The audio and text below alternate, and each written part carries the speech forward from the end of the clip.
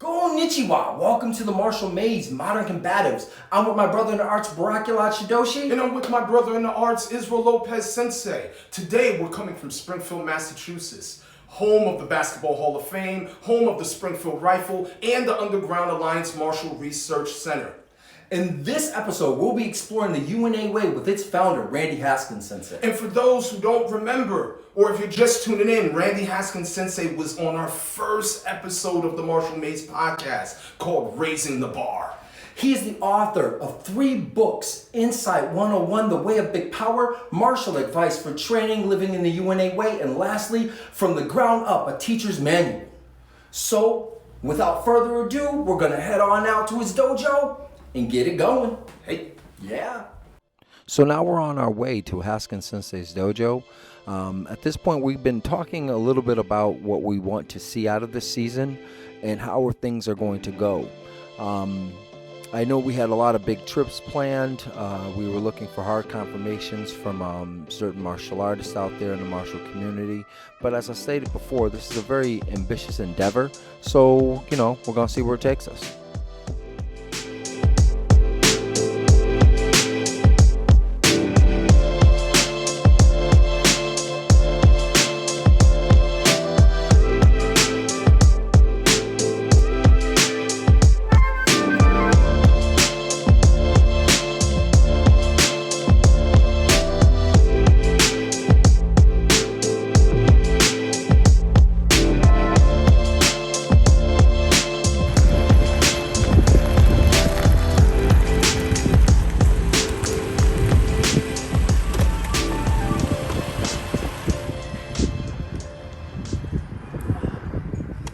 Here. Yes, it looks like. Yeah. Oh, look at that. Oh. See the emblem right there. So yeah, it's evident we're in the right place. It looks like we're in the right place.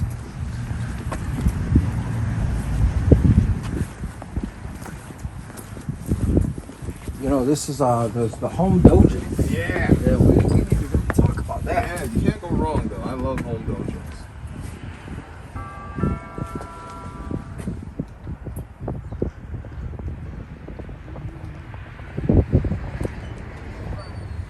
Oh, hey, my man, how you doing? The man, right here. Look. Thank doing? you. All right. All right, welcome to the martial maze. All right, so go ahead, bring us on through, brother. Welcome to my dojo / headquarters. This is my headquarters office right here. Give you a little grand MTV Cribs tour, if you will. My headquarters office. This is where I do all my writing and Oh wow! Did you do a comic book? that was one of my writings. Oh, this is awesome. But yeah. So I got my books right here that I've written, and I just finished another one. The teacher's manual, yes.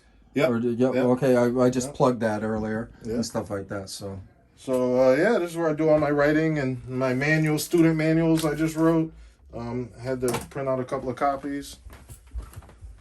And then of course my living room. I sit here and view YouTube in my office or here and just process other people's training videos and stuff, just processing. This is my... So, quick question, because it does come up from time to time. Now, why a home dojo and not a storefront? Well, I was trained privately throughout my martial career in home dojos, private dojos, And so I keep that tradition alive. I don't really believe in commercial dojos because a lot of times you have to train anyone to keep your lights on. Here, my mortgage is always going to be paid, so I reserve the right to be selective, truly selective. All right. Now I know a lot of for some folks, and this might be their first time being introduced to you. So you were at one point in time you were retired, right? Yes. You were in the prison system. You were a CO. Yes, and the Mass Sheriff's Association Defensive Tactics Instructor Trainer for the state of Massachusetts. All right. So we're headed down to the dojo. Yes. Here we go. This is what we're waiting for. Oh, look at that. Baracula Shidoshi already here. Ready to go. Ready. Now that we're downstairs, we did a little quick tour of the home front and the dojo, which is beautiful, by the way. Thank you. We're going to get right to it, yeah? So talk to us a little bit about what we're going to see today. We're just going to discuss some concepts that are founded in Boshin Jutsu, which is self-protection arts, or arts focused in self-protection. All right. So we're going to demonstrate the use of some tools to achieve a certain goal that we try to employ within our dojo. This is Hanyo Kodo, one of my 11 black belts that we have in our dojo. So what we want to discuss is basically, if we think about a firearm, right?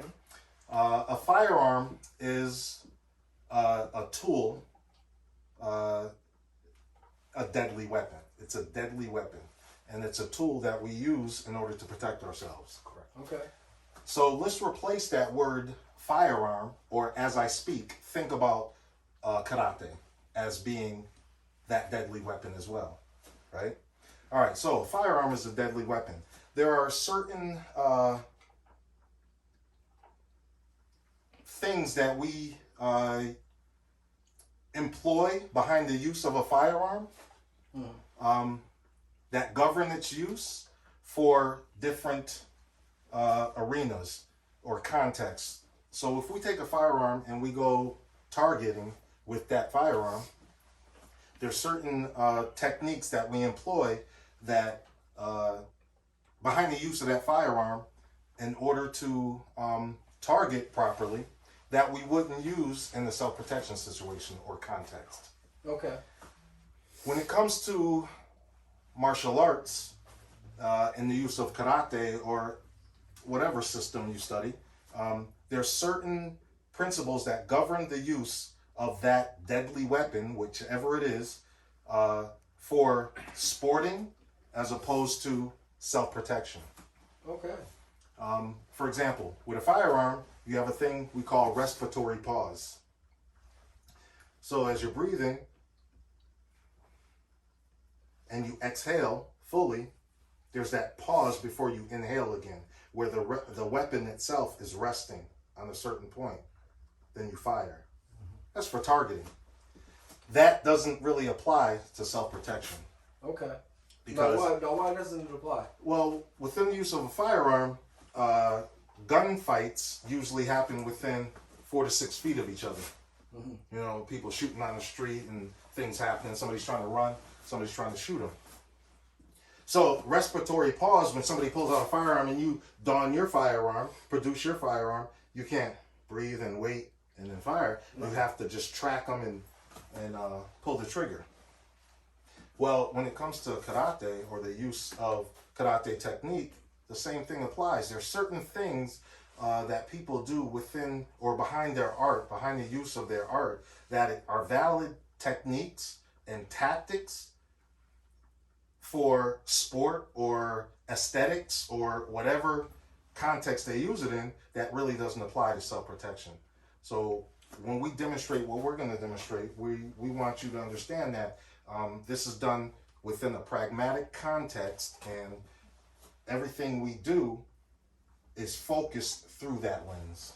Okay, all right. So we're going to get out the way. Real quick, so for the folks at home, these two gentlemen, he's talking about firearms and gunfights. Just bear this in mind, if I'm not mistaken, that you both have law enforcement experience, yes? Yes. All right, so you spent years in law enforcement? Yes. All right, so don't say that to me. Say it to the folks at home. Answer your question. Yes.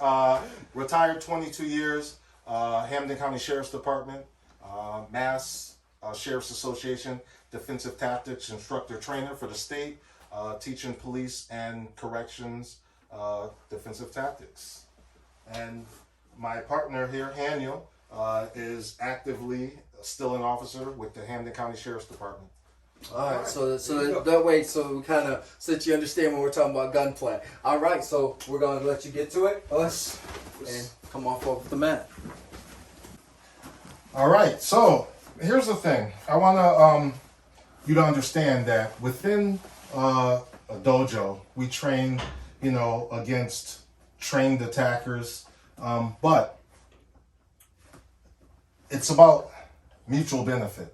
So what's happening is, while my partner is studying how to execute or his techniques, utilize his tools. So if it's a kick, whether it's a thrust or some type of punch or whatever it is, he's learning how to do it in an educated way. But everything we do is to defend against someone who hasn't put that time in. Okay? So, this is what's going on. Not saying that you can't defend against someone who actually knows. It's just martial arts was designed to defend against the dregs of society, people who really didn't put in the time and effort. All right, so with that being said, what we are going to demonstrate right now is the use of functional techniques. What do I mean by functional? Functional are techniques that satisfy a basic rule. The basic rule is this: the first action or combination of action one executes should have the ability and or probability of neutralizing the opponent's ability to continue to fight or immobilize the opponent entirely. Okay? If it doesn't, if your action does not satisfy that rule, then it's thrown in the non-functional category. Anything in the non-functional category is strictly designed to build attributes. It's drills, or it is a drill to build attributes. What attributes? Coordination being the most important attribute, with the last three attributes being natural byproducts of that drill, which are cardiovascular endurance, muscular endurance, and muscular development. All right, so we're going to do some functional things that are going to deal with just common threats. 1 out of every 10 people is left-handed, which means the majority of our attackers are going to come right-handed. So that's what we're going to deal with right now. So it's my job, in order to stay safe, to set up a situation where I can effectively defend myself and neutralize this person's ability to hurt me. I don't want to initiate in this sense right now. Not that I won't initiate to keep myself safe, but in this instance, I'm going to bait him into throwing a punch at me straight. So what I'm going to do is just put my hands up, elbows down, and keep space between my hands, just like so. If I wanted him to throw outside arcing, I would just come like this as I talk to him. So I'm standing here talking to this gentleman. I'm like, listen, I don't want any problems. What are we doing here? Just please. And he comes up and he loads up and he throws that punch. All I'm going to do is trap that limb so he can't retract it now. I am not grabbing it. I'm just hooking it and then creating a bar across his elbow. So it's in effect hyper extending his arm. This neutralized the fight, because he won't extend the other arm unless he can take this one back. So I neutralize the fight. Now, if I feel him pulling it and he pulls his arm back, I let it go and I come back with something. So once again, I'm standing here, he comes in, I come here, he retracts, I strike, collarbone, temple, jaw, nose, whatever I decide to strike with this. Or I can just keep it locked out. As he comes, I just come, just like so, fight's over. and I can talk to him. We call this negotiation space. I can just talk to him. Calm him down. We're good. And we back away. Fight is neutralized from my first action. My second action is destruction if I decide to. Or I can just destroy it with the first action by going straight through his elbow. Now, we're going to deal with the legs. Now, he's going to demonstrate an educated kick. Or it could be that uneducated football kick. It really doesn't matter. We're still going to deal with it the same way. So I'm standing here, he comes in, and I trap it. Fight is over. He can't hit me. He can't do anything. He can't even take his limb back. Now, if I want to, I have access to him.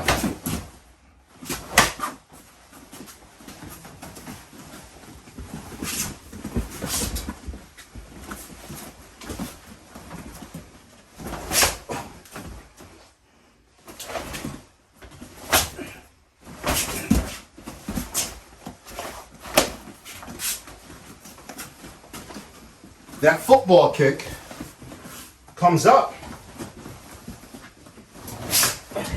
Same technique.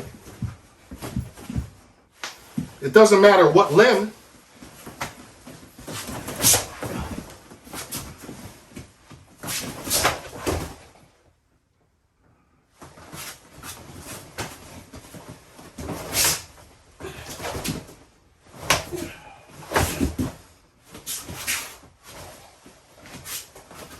It's still trapped. Fight is neutralized. What neutralizes the fight in that respect? When I coordinate my movement with protection of my core, getting that straight line limb offline, it opens up a space for me. It also draws him back, or forward I should say, and puts his weight on that Achilles. So, he's not balanced enough to lift it up. His weight is forward.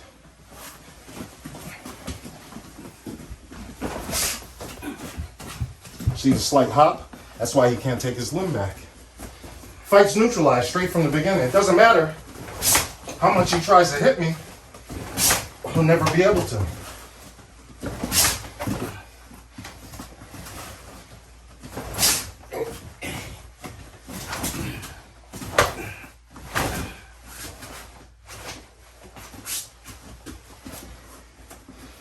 These techniques are very simple. Doesn't take any real energy, any strength to naturally protect your core.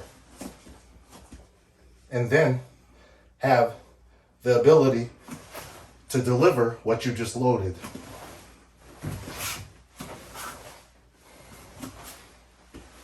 The technique I demonstrated, the important part of it is for people to understand that the physical demonstration is simply an example to help you understand deeper principles. You see, a concept is what you want to do. Theory is why you want to do it.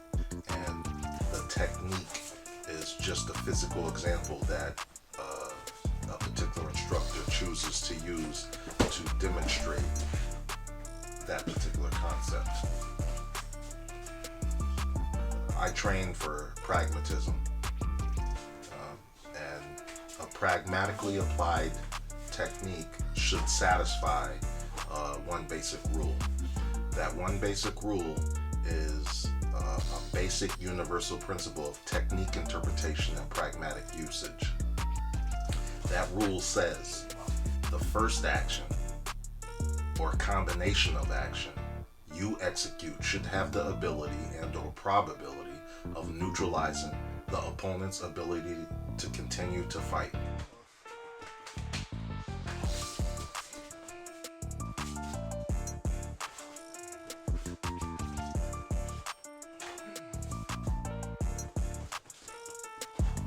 or immobilize the opponent entirely. And if you look, you will notice that the technique that I'm demonstrating actually does that. The first action, when I'm being attacked,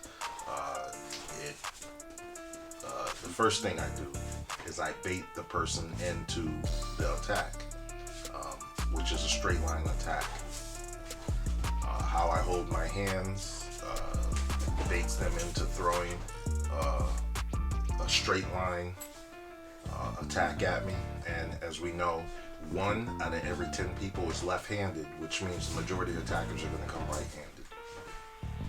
So when he throws that right hand straight towards my face, I then move offline and neutralize his ability to continue the attack by barring his arm, locking it out. He cannot extend his left hand because of the simple fact that the bar I create across his elbow at the same time hooking his wrist denies him the ability to bend that arm, in effect throwing his left hand out after. As long as his right arm is extended, he won't have the ability to come with his left. So I neutralize his ability to continue fighting, which leads us into a space that I dubbed negotiation space. I can talk to this person now.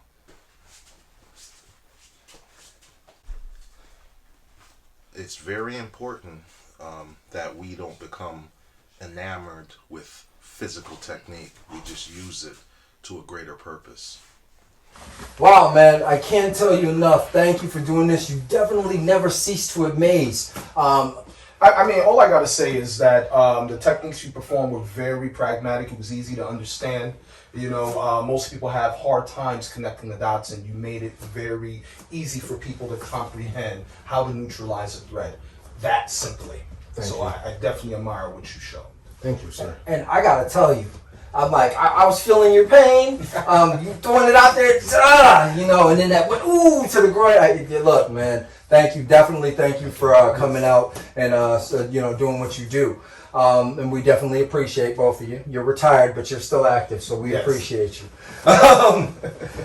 So, because I know you have books, and I know there are ways for folks to find you through those books. But how do we find you if we want to come? If somebody might have been interested after this episode to come and maybe begin their martial study, learning the UNA way. Well, you can always call me at 413-695-4978. Or you can look me up on YouTube. Goes by Underground Alliance. Or if you happen to be in the neighborhood and you see my symbol on my driveway, you'll know it's me. There you go. All right, so you've been watching the Martial Maze. Modern Combatives. Later. We're out. Next week on Modern Combatives, we travel to Harlem, New York to see Professor Mo, the teacher of the 52 Blocks fighting system. I'm not sure what he has in store for us, but I know that it's going to be an educational and exciting experience. I'm super pumped. So you definitely want to tune in.